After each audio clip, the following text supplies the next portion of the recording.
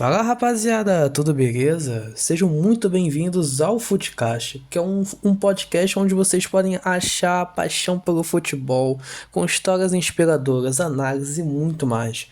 Eu sou o João e no episódio de hoje nós tivemos um convidado de peso no mundo da bola.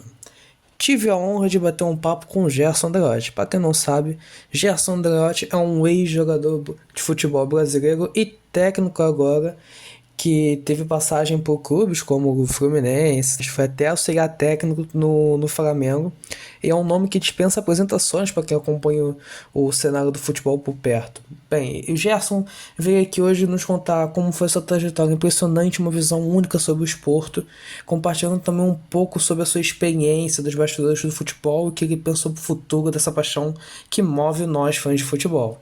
Então se ajeita aí, coloca seus fones e vem com a gente nessa jornada pelos campos de futebol. Bora lá pelo episódio!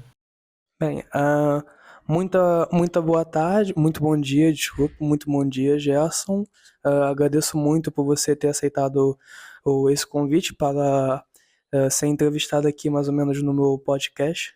O tema que vamos falar aqui mais ou menos é sobre algumas perguntas que eu vou fazer em relação também ao futebol, em relação à sua vida também como jogador, sua vida como treinador e algumas opiniões que eu gostaria de saber sobre o futebol comparado na sua época com o futebol de agora. E eu gostaria de começar a, a entrevista com uma pergunta que é: como que começou essa sua paixão pelo futebol? Foi algo que foi natural ou você teve alguém que te incentivou? Primeiramente, bom dia, né? Para vocês é um prazer estar participando com vocês dessa entrevista.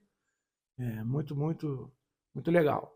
É assim, eu iniciei o futebol nas peladas, né? E fui assim influenciado em ver jogos no Maracanã, né? Ia garoto, 15 anos, 14 anos, ver jogos no Maracanã e criei essa paixão em querer ser jogador de futebol.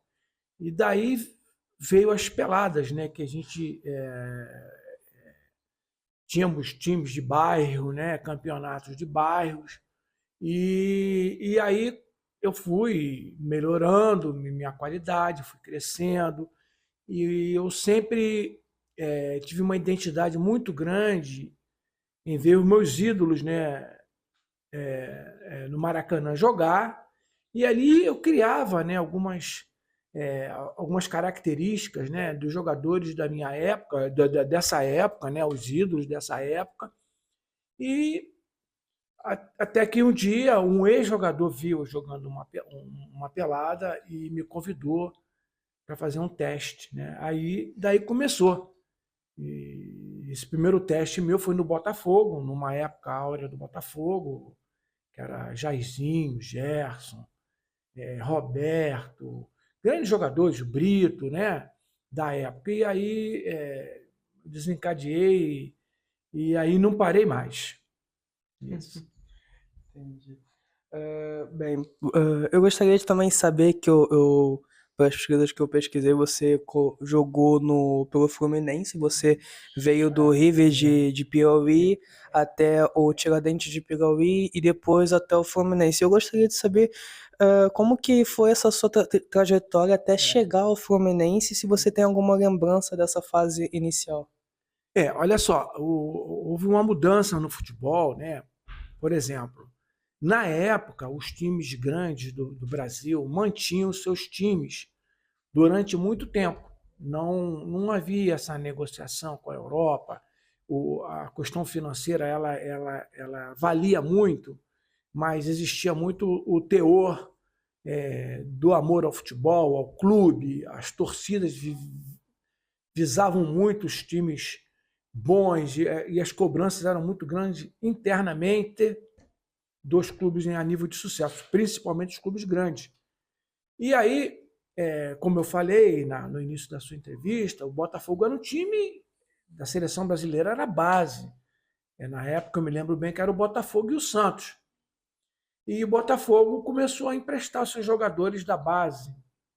E foi nisso que você falou, que eu fui para o Piauí, né, onde tinha o River, e o Tiradentes. Eu disputei o estadual lá, fomos campeões pelo River, só que o Tiradentes ia disputar o brasileiro.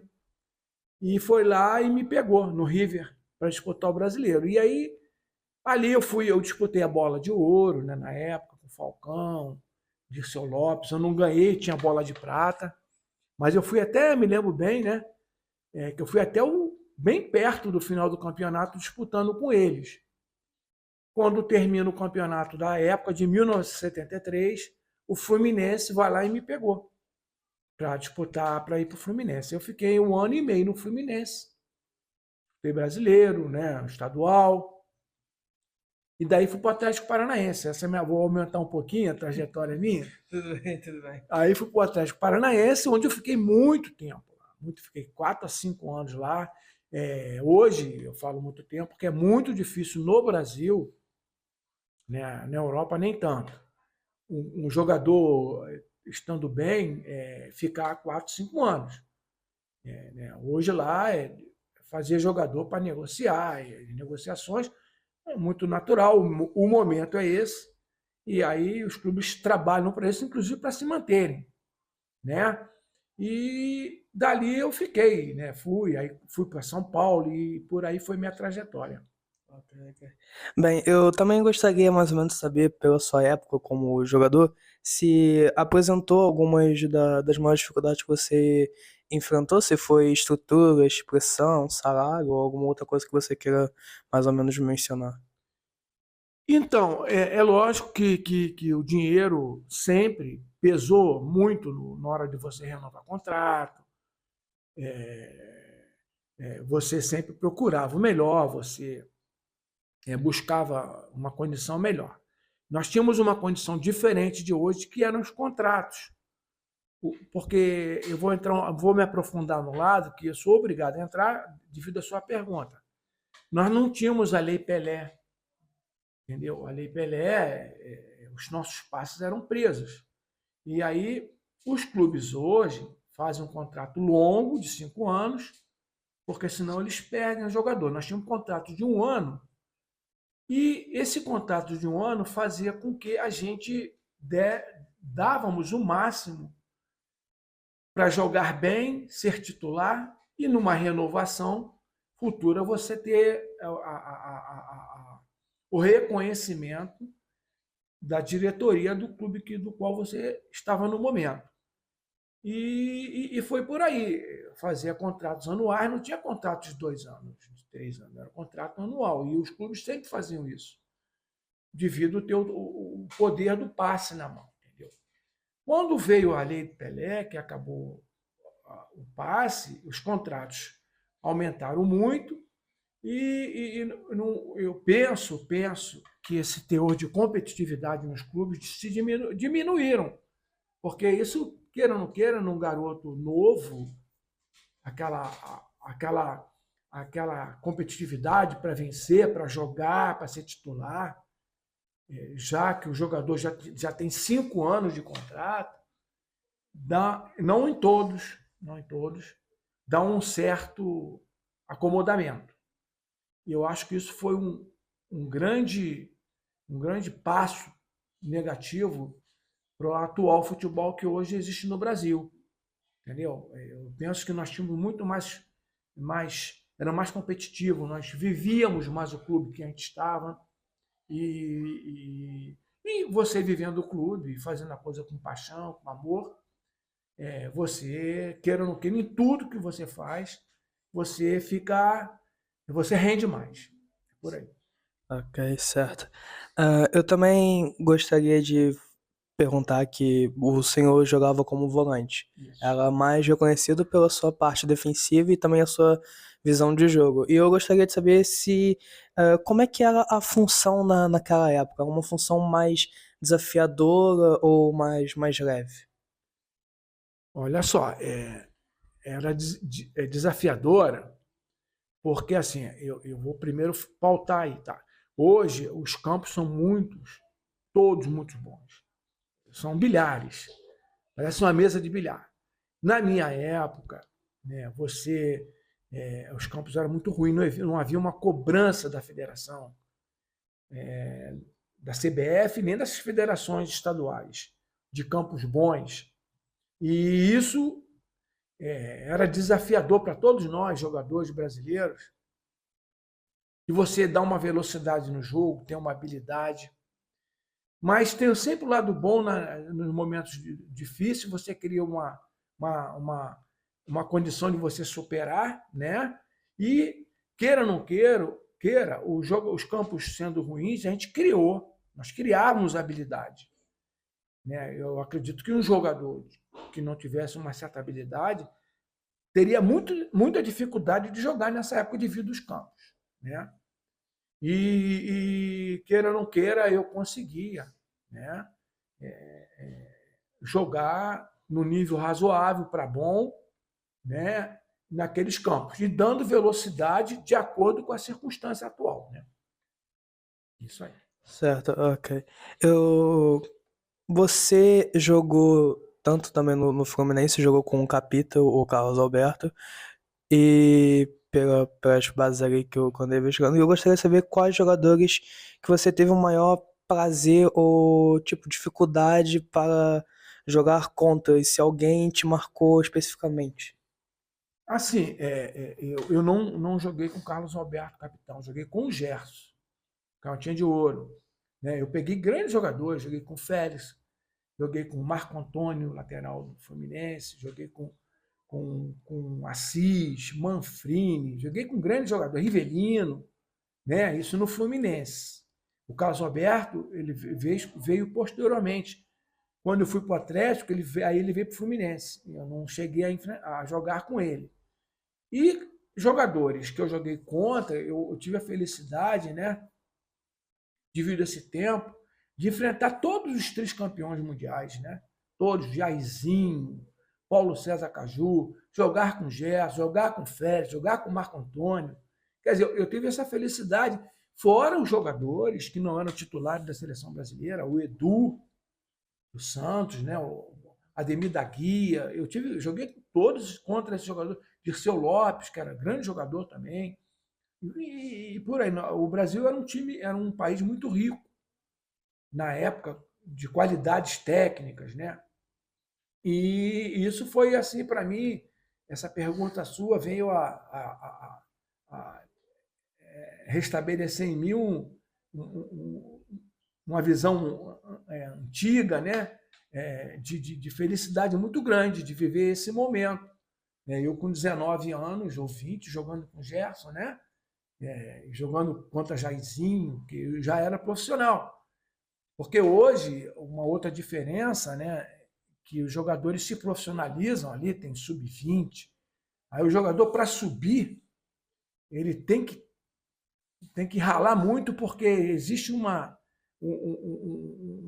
bloqueio muito grande, tem que prestar o jogador voltar, ele ir bem. Antigamente, não.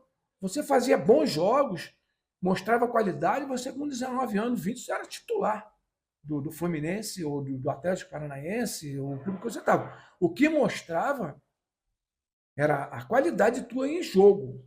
Eu acho que não havia muita influência empresarial também, né? Que isso é bom, né? Não vou dizer que é ruim, é bom, mas também é ruim, dá muita proteção. O jogador ele se sente muito protegido. Eu acho que essa proteção, se ela não for bem estruturada, bem educada, ela acaba atrapalhando a vida do jogador. E na nossa época nós não tínhamos empresário. O empresário era a bola. Eu sempre falo isso no meio que eu vivo. Nosso empresário era a bola, era a hora do jogo lá. Você tinha que dar o seu melhor lá, ir bem, e queira ou não queira, eu mesmo não tendo empresário, nunca me faltou clube. Eu sempre terminava o campeonato anual, que nem eu falei há pouco, tinha 2, 3 clubes para me contratar. E isso era para nós, na época, era uma vitória muito grande. Certo. E em algum desses clubes que você participou, você tem alguma partida, ou também na sua carreira ao todo, você tem alguma partida que foi inesquecível para você como jogador? Eu tenho uma partida maravilhosa que foi. Na época, hoje é Paraná Clube é Paraná Clube. Na época era Colorado, né? numa decisão de turno, Atlético Paranaense e Colorado. Nós estávamos perdendo de 4-0, faltavam de 15 a 12 minutos, não me recordo bem. Nós perdemos um jogador, ficou expulso, nosso zagueiro Ademir. O empate, nós seríamos campeões. Né? E nós fizemos 4 gols, e sendo que só de um jogador que fez, Ziquita, o nome dele, fez os 4 gols. Aquilo foi emocionante, foi marcante. Foi tão marcante que hoje eles têm no Paraná, no Atlético, quando estão em dificuldade, eles rezam São Ziquita lá, né? Criou-se essa temática Certo. de São Ziquita para rezar, para ele aparecer para as coisas melhorarem. E isso foi um jogo marcante, porque na época era muito difícil virar um jogo ou empatar um jogo com um resultado acima de 3 gols. Né? Geralmente, 3 gols, faltavam 10 minutos, o outro time, até a parte física, né? Quero falar sobre isso também, ela caía muito, então o time estava perdendo, praticamente se entregava. Quando eu falo a parte física, é que hoje uma coisa que melhorou muito, né? Esse lado profissional, essa intensidade física. O jogador hoje ele começa um jogo e termina mais forte do que começou. Entendeu? A qualidade física, os trabalhos físicos, né? Eles são muito, apesar da intensidade ser muito mais forte do que na minha época, mas eles suportam bem, um time bem treinado, é lógico, e eles vão bem até o final. Na minha época, não, quando faltavam 10 minutos, principalmente, que nem eu falei, perdendo de 3-0, geralmente, na época, havia assim, uma tal desistência, entendeu? E não se tentava reagir como hoje. Entendi. Você chegou a conquistar alguns títulos importantes, mas você tem algum que tem tipo um valor emocional mesmo pra você, aquele que tipo você fica mesmo na memória? Olha, eu fui campeão em alguns clubes, no River, por isso que eu fui para o Tiradentes, né? Eu fui campeão lá no Paulista, fui campeão da Série B pelo América, que antigamente era Taça de Prata. Mas o título que me emocionou muito foi no acesso do Paulista de Jundiaí, né, em 84, pelo ambiente nosso, era muito bom. Né, e era um clube que até chegou a ser campeão da Copa do Brasil, que se imaginava pela sua torcida muito grande, talvez aqui na Europa não tenham conhecimento disso, mas o Paulista de Jundiaí é uma torcida imensa. Está entre os 4 clubes mais antigos do Brasil, né? Sim, certo. E aí tem uma torcida de idosos, então nós demos tudo para ser, e nós subimos o time para a primeira divisão do Campeonato Paulista. Para nós, né, falei assim joguei campeonatos que a gente ganhou na primeira, Série B do Brasileiro, Série Prata, mas para mim foi esse aí devido à tão participação da torcida, entendeu? Esse foi marcante para mim, em 1984. Ok, obrigado. Então, tipo, também apoia muito a torcida, conforme os jogos foram, a torcida dá aquele apoio que os jogadores precisam, né? Então, tipo, foi algo que bateu bem no seu coração também para ficar ali na memória, certo? E é isso aí, mas deixa eu ressaltar uma coisa. Nessa época subiu Noroeste e Paulista de Jundiaí. Eles com um gol acima e a gente com um segundo. Mas fomos considerados os 2 times campeões. E exatamente, isso que você falou é marcante e isso fica. Eu acabei de ressaltar um jogo que nós nem fomos campeões estaduais, a gente decidiu com o Curitiba, a gente ganhou o turno, e na época nós perdemos no pênalti para o Curitiba.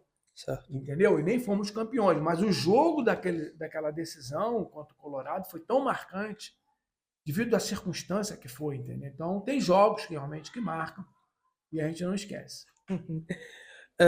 Passando um pouco agora para sua vida agora de treinador, vamos saltar aqui do jogador para o treinador.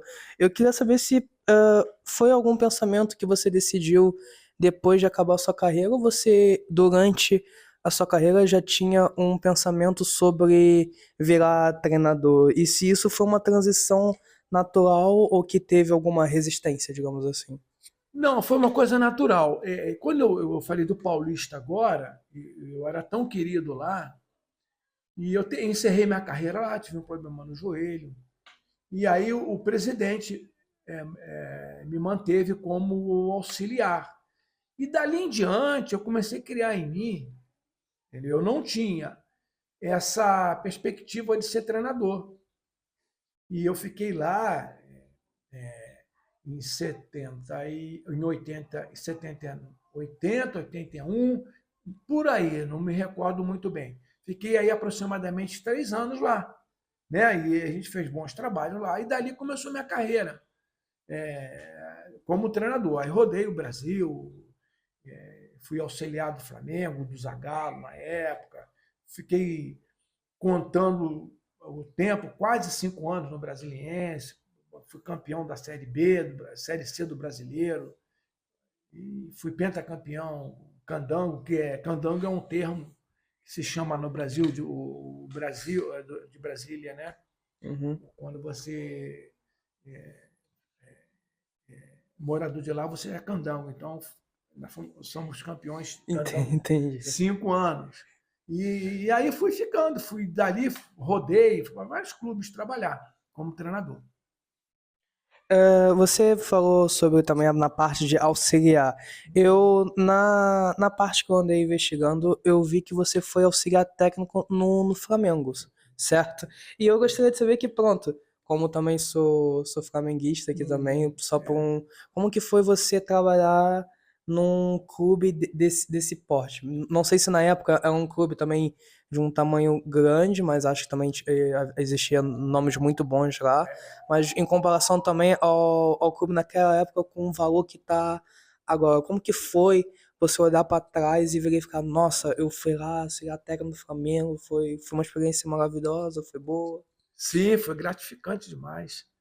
Até porque na época, todo mundo vê, e você que é flamenguista vai lembrar, naquela época o gol do Pet de falta Sim, sim. no Maracanã, tinha um. Nosso Maracanã é diferente de hoje, não tinha cadeiras, era arquibancada, eu não sei, tinham mais de 130 mil pessoas no Maracanã, lotado, e aí aquele gol no finalzinho do Pet nos deu aquele tricampeonato, né? E eu tive assim, você está sempre aprendendo, né? O jogador, o treinador, ele está sempre evoluindo. E eu tive uma felicidade muito grande de conhecer o Zagallo, né? O Zagallo era o treinador do Flamengo e ali eu peguei muita coisa que ele tinha, né? O Zagallo era uma cabeça muito firme, cabeça muito ampla, muito aberta, sabia trazer o jogador para o foco, né? Fazer o jogador render. O Zagallo tinha isso, tanto que ele, na minha opinião, é o maior vencedor, né? No futebol mundial, né? Em seleções, Sim, como jogador, treinador, não tem igual a ele, não, porque quem conviveu com o Zagallo aprendeu muito, né? Na sua forma de ver, nos trabalhos técnicos, na sua visão, né? E ele tinha muita certeza do que ele queria, mas também era aberto às opiniões, entendeu? Mas quando ele tinha dúvida, ele ia na dele. Isso aí foi muito bom para mim, na minha sequência como treinador, porque foi do Flamengo que eu fui para o Brasiliense, que eu fiquei, né? Eu trouxe muita coisa do Zagallo, e eu tenho lá no Flamengo, né, uma lembrança muito grande. E a tua pergunta veio comparando com agora. O Flamengo, na época, financeiramente, era um time que tinha problemas. Hoje o Flamengo é o time mais rico do Brasil, sobra, e eu vou te dizer, eu acho que briga com muitos clubes no mundo inteiro, a nível financeiro. O Flamengo é um time muito rico, né? O Flamengo soube despertar na torcida essa participação, né? O sócio-torcedor, contratos, enfim, o Flamengo é um time totalmente independente. Inclusive, os clubes no Brasil com dificuldade procuram essas empresas SAF. O Flamengo não, sim, o Flamengo, por Flamengo, enquanto, nada. Flamengo não depende disso. O Flamengo sobra em relação a isso. E por isso está mantendo lá, junto com o Palmeiras, né, brigando sempre pelos campeonatos brasileiros. O Botafogo quebrou essa sequência agora, mas no tocante de 6 anos aí, é Palmeiras e Flamengo. Também por enquanto agora no Brasileirão, os dois estão com 10 pontos na liga e são os que estão ali com mais sequências de vitórias ainda. Isso, eu não tinha nem lembrado. Exatamente. Pela estrutura que foi montada, né? E eu penso que o Flamengo deve ir muito mais longe ainda, né? Pela sua visão, manteve agora o treinador lá, o Felipe, né? Ex-jogador, estava na base, trouxe dali. Eu e todo o Brasil apoiou isso, um jogador inteligente, né? Botou ele lá no sub-20, foi campeão sub-20. Sim, foi campeão mundial contra os Olympiacos da Grécia. Exatamente. E aí, já conhecendo ele, trouxe ele, e ele já conhecia o clube, tem tudo para ser o treinador do Brasil aí durante um bom tempo aí. Por acaso você tocou na questão do Brasil, o que você acha também, tipo, da questão da decadência que, pronto, não podemos fingir que o Brasil, dos anos pra cá, veio jogando um futebol que nós podemos ver os jogadores da seleção brasileira jogando nos clubes, é uma diferença total. O que o senhor acha também como treinador e ex-jogador também brasileiro, o que o senhor acha dessa decadência que houve na seleção brasileira? No início da sua entrevista, eu até falei um pouco sobre isso, né?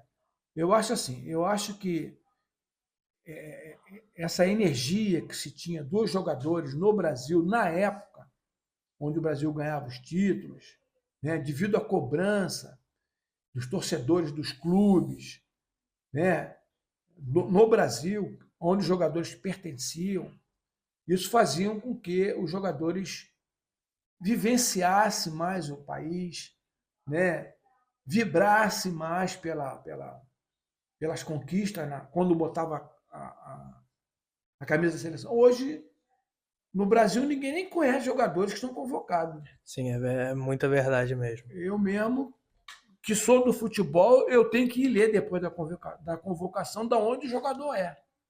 E você pode botar aí na faixa de 50%. E eu não vejo, sendo franco, eu não vejo as convocações sendo por mérito técnico. Eu não vejo. Eu vejo, para você ver, uma convocação onde você tem Luiz Henrique, Savinho e Estevão, com a mesma característica ali do lado esquerdo ali, não adianta improvisar, mais ou menos. Improvisar o Rafinha por dentro, no Barcelona. Isso no Brasil nunca houve. Você tem que diversificar a tua qualidade de jogadores, a identidade dos jogadores, para que você tenha subsídios. Eu, como treinador, penso assim. Eu acho que todo treinador pensa assim. Você tem subsídio para enriquecer na hora de mexer, na hora de mudar uma circunstância. E o Brasil, você traz jogador a rodo, sem... Eu nem conheço, e digo mais, o torcedor, se a gente que é do futebol não conhece, imagina um torcedor que trabalha, que não tem tempo de acompanhar futebol, ele não sabe nada do futebol. E isso trouxe uma frieza muito grande. Eu vi uma entrevista do Zico, que isso tem um peso terrível. Hoje você não joga no Maracanã. Pois não. E você não joga no Maracanã, a seleção, e não joga no Morumbi. Porque lá são as cidades, Rio de Janeiro e São Paulo, só é a capital do futebol no Brasil. Se jogar lá e mal, é brabo. É verdade. É brabo. Aí nego põe o jogo lá para Cuiabá, porque eles sabem que então, é isso aí. Então, o futebol nosso caiu muito em função da base, né? Da base mal direcionada, que eu também posso falar. Eu não sou contra a preparação física, ser treinadora do futebol. Certo. Eu sou contra afastar os ex-jogadores com capacidade da base tá? Que eu mesmo aprendi com jogador, ex-jogador. Todos os treinadores da minha época eram ex-jogadores. E acabei de falar para você do Felipe. Sim, é verdade. Treinador do Flamengo, que pegou a base, que conhece, que ensina. Entendeu? Então, no Brasil, devido aos cargos políticos, né, nos clubes, essa que é a grande realidade e a grande decadência do futebol brasileiro está na base. Pega lá o filho de não sei quem, que tem influência no clube, para o Rodolfo para ser técnico. Aí vai ensinar o quê? Não sabe nada de fundamentos, né? Isso aí deu uma também. É um conjunto de coisas, mas isso aí foi um passo muito grande para o nosso futebol estar como é que está. Eu vejo que para melhorar, às vezes tem que chegar no fundo do poço. E o Brasil está no fundo do poço. Pois tá. Entendeu? Então, não tem mais para onde ir. Eu sempre falo isso para jogador de futebol, em clubes que a gente está, quando não está bem, nós estamos no fundo do poço, o Brasil está no fundo do poço. Tem que reagir, primeiramente, a CBF, né? Eu não sei como vai ser feito isso, porque o presidente foi reeleito agora. Pois foi, é um presidente que eu também vi, é lá da zona mais americana, acho que não é venezuelana, é paranense, Paraguai, eu acho. É lá Da Sul-Americana? Não, o presidente da CBF. Da CBF? Ele foi reeleito várias vezes, mas também aquilo ali não faz nada. É uma coisa muito política, coisa muito pensando pelo dinheiro. Então, isso fez com que assim, não é um fator só que faz uma seleção de porte do Brasil, qualidade mundial muito grande. Todo mundo sabe, ninguém pode negar isso. Decair tanto. É um conjunto de coisas do qual eu falei. E tá nítido, todo mundo, isso que eu estou falando, todo mundo sabe. Agora, as atitudes têm que ser tomadas, não adianta. Não adianta. Não adianta trazer. O Dorival é um excelente treinador. Excelente treinador, mas não vai dar jeito. Qualquer excelente treinador que chegar lá, mantiver a mesma cultura que está lá na CBF esse tempo todo, não vai dar certo. Tem que mudar a cultura da CBF para que o Brasil volte aí a brigar em cima por títulos nacionais, internacionais. É verdade. E também, ainda falando na seleção brasileira, existe papéis ali, funções de jogador, que você normalmente não vê agora. Você tinha falado também das posições que escalam Savinho, Estevão, Luiz Henrique. Posso também falar do Rodrigo. E também outros jogadores também que fazem a mesma posição. Mas o que eu acho que realmente falta, não sei se é a mesma opinião que o senhor, é a função de um 10 e um camisa 9. Porque o Brasil não tem, eles tentam improvisar com pontas, essas coisas todas, mas eles não têm um atacante ali realmente centralizado. O que você acha sobre essa falta, tanto na seleção brasileira, quanto também na maioria dos clubes que está havendo agora? O que o senhor tem a opinião sobre isso, sobre esses papéis que estão desaparecendo, essas funções? Olha só, essa função de atacante, no Brasil, nós tínhamos aí Ronaldo, o Careca, né? Isso da minha geração, Ronaldo Fenômeno, não é antes para cá, Reinaldo do Atlético Mineiro. Sim. Então a minha geração tinha muitos atacantes, muitos. Penso eu que a diminuição de número de atacantes é pela forma de jogar mundial, tá? Certo. Que os próprios meias, né? Se bloqueou muito a entrada da grande área, né? Depois que o Brasil foi campeão com Dunga, Mauro Silva. Então, se buscou muito tirar jogadores dali e isso foi tirando, talvez, aquela identidade dos jogadores pegarem menos na bola, mas serem mais efetivos na hora de fazer o gol. Porque o atacante de área, ele pega menos na bola. Ele tem que ser... Eu sempre falo assim, não é preciso um atacante pegar 50 vezes na bola, tem que pegar 3 e fazer 2 gols. Era a função de antigamente, né? O próprio Dario, na época, o próprio Careca, o próprio Reinaldo, não pegava na bola toda hora. Ele pegava na hora de definir. E isso foi diminuindo muito essa efetividade dos atacantes fazerem gol. E com isso foi diminuindo, né? Se os próprios garotos na base se interessarem em estar lá dentro. Sim. Para tomar gosto de fazer gol. E isso foi diminuindo. O Fred que eu me lembro, um dos últimos aí, e o Pedro, que machucou, está voltando agora pelo Flamengo, que eu me lembro aí, posso estar. Sim, sim, o Pedro já, pelo que É, a gente viu, já voltou, já também é, agiu como um maluco, foi driblando aí pra testar se estava certo, voltou, marcou 2 gols no último jogo logo. E pronto, a gente também espera que ele, tanto também pela minha paixão de ser flamenguista, mas também pela paixão de querer ver a seleção, pois eu também cresci e não vi a seleção de antes de 2010, que os meus pais já viram, que o senhor também já viu, que todo mundo já viu, que falam que foi umas seleções que, tipo, de trás até aqui agora foi tipo um dos melhores momentos que você fala assim que o brasileiro foi conseguiu viver. Então eu também acho, não sei se é a mesma opinião que o senhor, acho que o Pedro poderia dar essa boa influência, porque pronto, pensando no em geral também da carreira dele, ele pode ser literalmente um 9 que o Brasil e muitos outros clubes também precisam. exatamente. O Pedro é o único, né?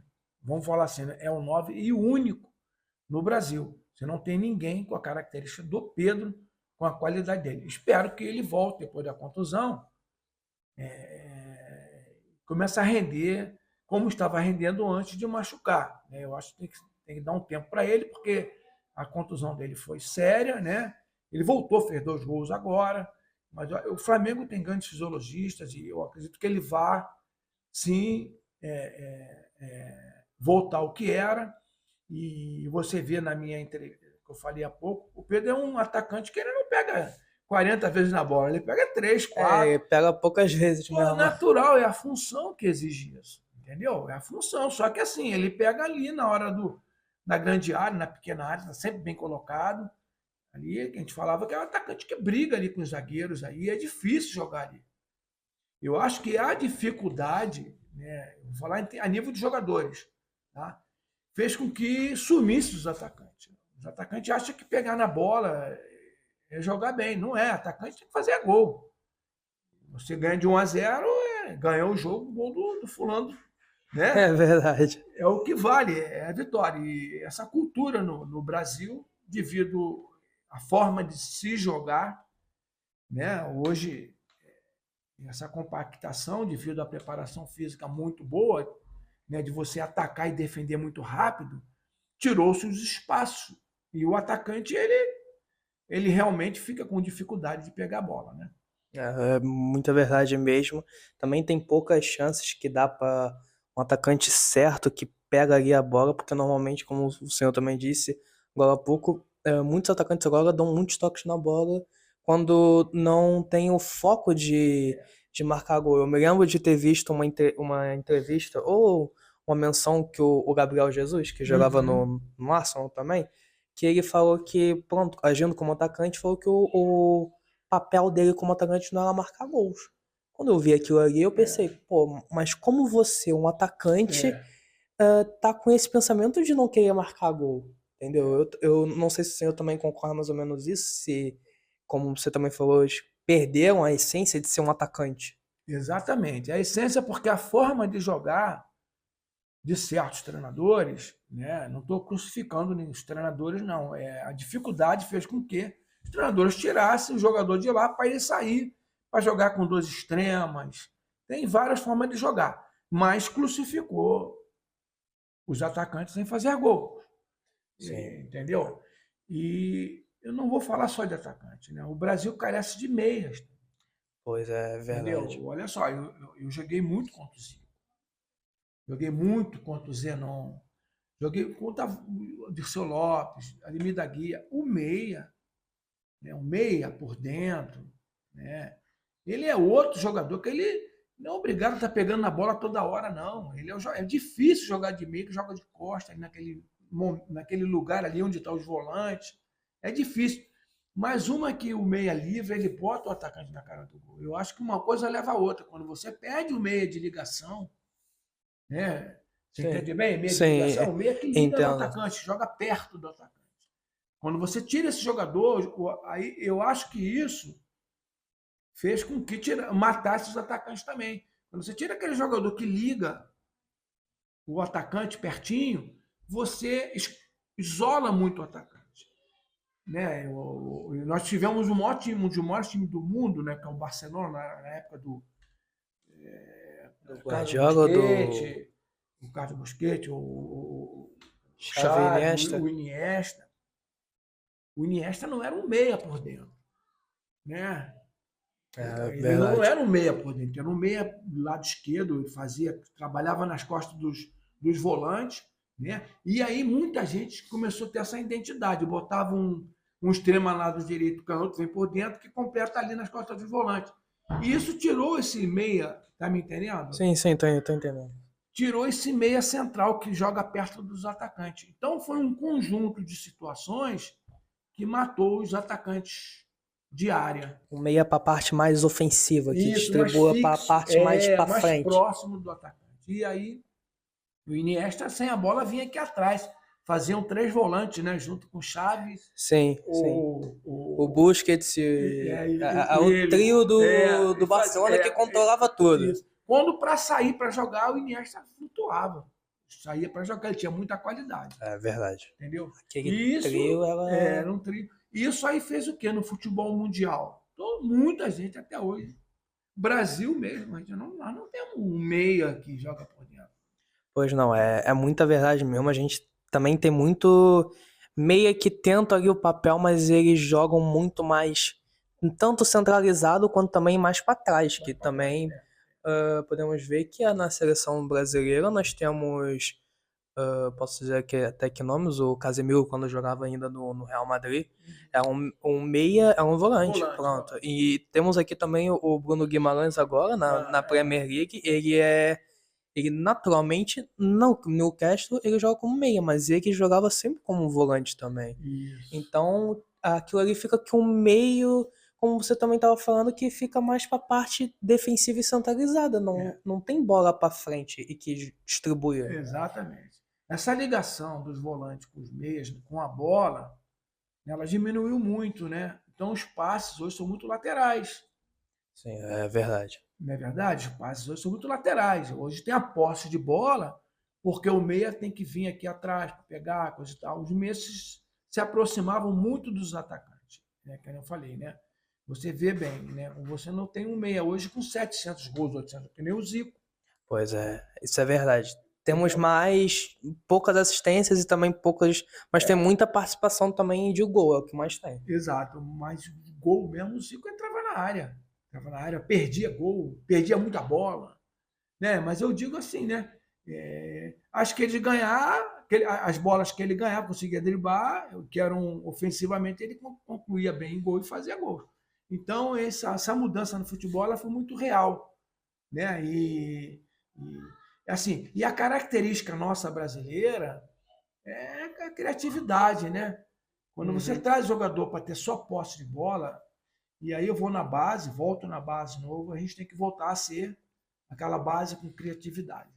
Sim, eu concordo também muito com o senhor, mas é uma das coisas também que também falta é a criatividade, mas também eu acho que nós também deveríamos, os jogadores, pronto, deveriam ter também a consciência de que existe o momento da criatividade e o momento em que realmente tem que jogar conectado ao time, porque eu via o Anthony dos Santos, com aquele girinho que ele fazia rodando a bola, tipo, isso daí para matar o tempo não servia muito nas coisas do jogo. Então é uma criatividade que eu acho, na minha visão de vista, que ela é uma criatividade mais para os holofotes, essas coisas todas, mais para fama. Inútil, é uma criatividade inútil.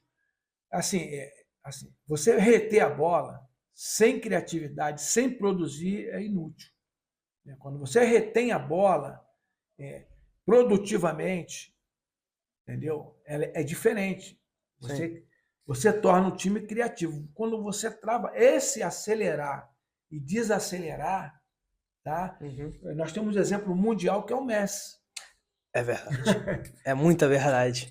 O Messi ensina. Quem quiser ver o futebol e aprender, quem joga ali na meia, do meio, é o Messi. Sim. O Messi dá um toque na bola. Quando ele está sozinho, ele vira e vai em cima.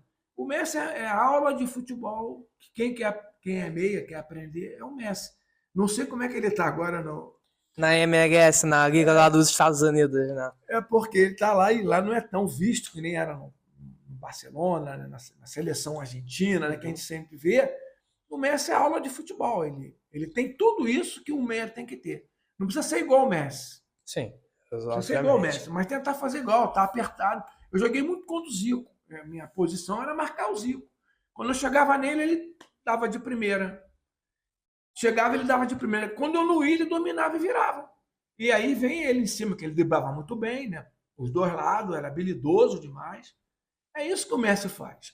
Né? Tem uma entrevista do Luiz Felipe, ele fala justamente isso que eu estou falando.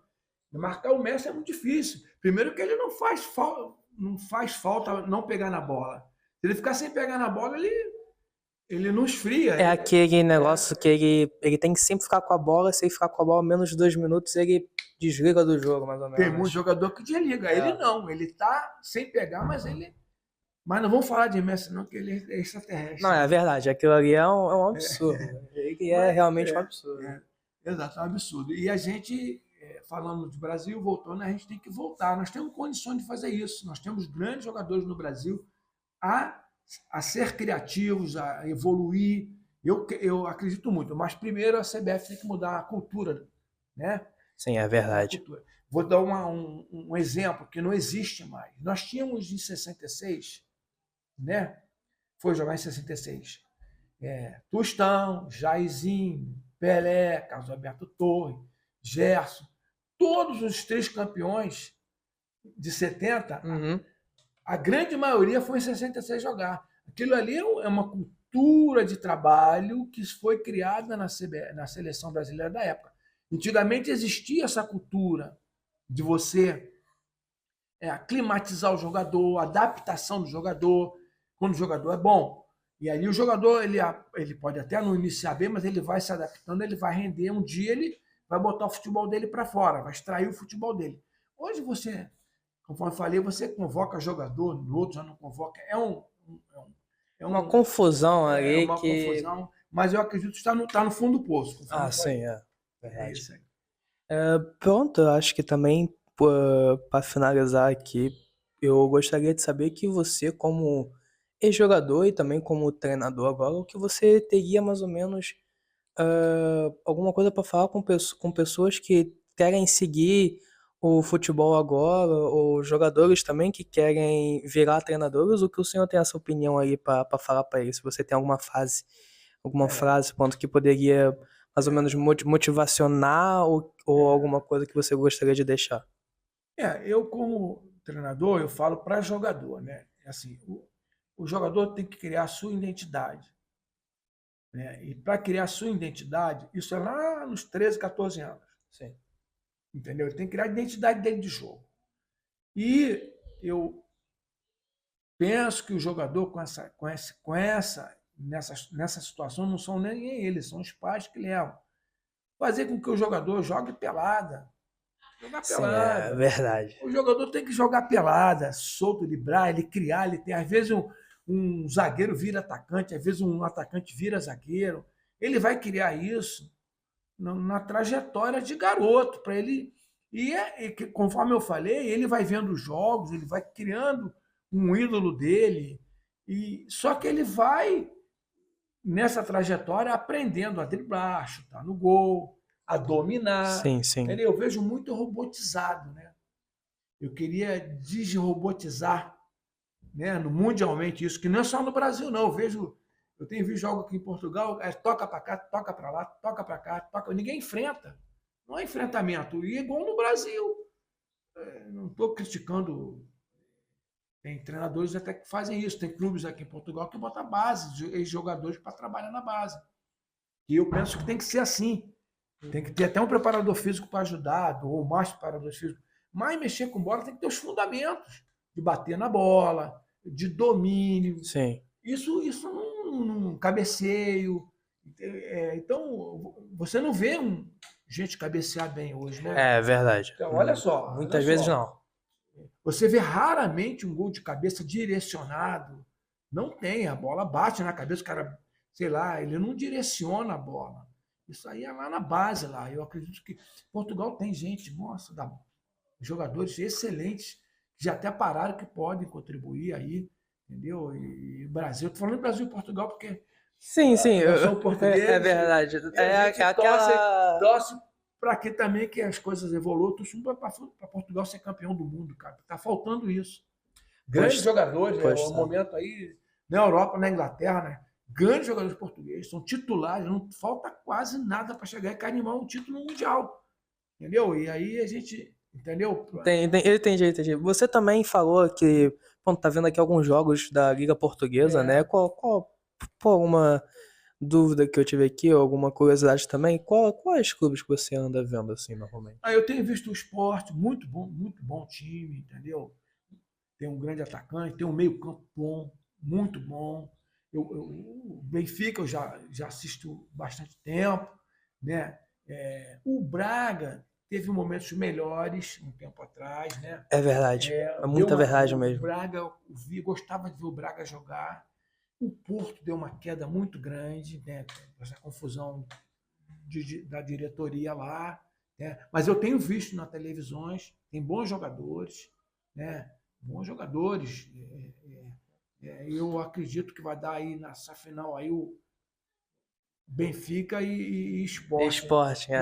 Não vai fugir disso não. E é um jogo que você não dá para contar quem é o favorito não. É Por verdade. mais que o Benfica tem um time mais assim, jogadores mais conhecidos, coisa e tal, mas o atacante Do esporte, do o esporte, não. Gyökeres, né? E É. o de lado, os dois de lado são muito bons jogadores também. Entendeu? Então, se eu pudesse, eu assistiria essa final. Não sei se eu vou estar. Eu também, como também torço aqui pelo esporte, que eu já fiz ali mais ou menos novo, fiz ali pronto, joguei ali alguns tempos ali também na base do esporte ali. Então, tipo, foi algo que eu gostei de ver e fui seguindo o clube até, pronto, desde a pandemia ou desde que eu comecei a jogar, fui vendo até agora e eu vi também a evolução que eles tiveram. Desde a última vez também que eles ganharam, depois de sei lá quantos anos, né? Que eles Uhum. vão muitos anos também sem ganhar, e depois eu vejo agora esse clube jogando com, pronto, o Gyökeres, que é um ponta, um atacante sueco, que ele literalmente faz tudo. Ontem, então, ele marcou um hat-trick, Uhum. ok, que foi dois gols ali, foi mais ou menos ali, que eu acho, na minha opinião, mas tipo, também marcar ali de livre Uhum. foi uma É, coisa espetacular. E o ajuda também do Trincão ali, que são os bom, pontas e o meia, é uma coisa, pô, bom, muito que funciona ali. funciona. É um time muito, trabalha muita bola, marca muito bem, entendeu? A marcação forte no meio. Vamos ver, tá aberto aí. É verdade, mas também falando aqui também agora do Benfica, deixando o clubismo, também falo que o Benfica também tá com um ataque e um meio-campo também muito bom. Aquele grego, o Pavlidis também, ele É, disputa ali a marca de goleador com o Gyökeres, que é uma coisa absurda. o Benfica fica time grande, né? É um time É que verdade. é time grande, é um time com uma torcida imensa, é, a cobrança é muito grande, entendeu? A cobrança é muito grande e aí isso tem um peso, né? Tem um peso. Agora o Sport está na frente, né? Sim, mas os dois estão Os empatados nos dois- mesmos pontos, é, então Mas assim, tu vê, o Sport, Benfica, Sport, tá ali, ó. E eu acredito que vai assim até o final. Porque eu acho que não vai fugir disso, porque assim, ó, para o futebol português, né, dando um dos dois aí vai ser muito bom, porque internacionalmente o foco é outro, entendeu? sim, eu entendi. Bem, então acho que eu acabei aqui com as minhas perguntas. Eu agradeço muito que você tenha feito essa disposição para me ajudar aqui nesse meu projeto. E pronto, eu espero que fique tudo bem com o senhor e vamos torcendo pelas finais também para ver desses dois clubes vai ser o campeão. Eu agradeço a você, a nossa companheira ali, por estar filmando também, e pela sua oportunidade, né? Oportunidade de a gente estar falando, né? Expressando aquilo que a gente pensa, né? Tentando enriquecer também, né? A ideia sempre é enriquecer, né? O futebol mundial, né? Eu falo de Portugal, falo do Brasil, né? A gente falei do Barcelona, Sim, sim, é verdade. procurei fazer um apanhado de seleções também, né? Dando a nossa opinião e tomara que eu tenha contribuído. Bem, você contribuiu muito, eu agradeço muito pela entrevista, Gerson. Bem, muito obrigado. Obrigado a você. Obrigado.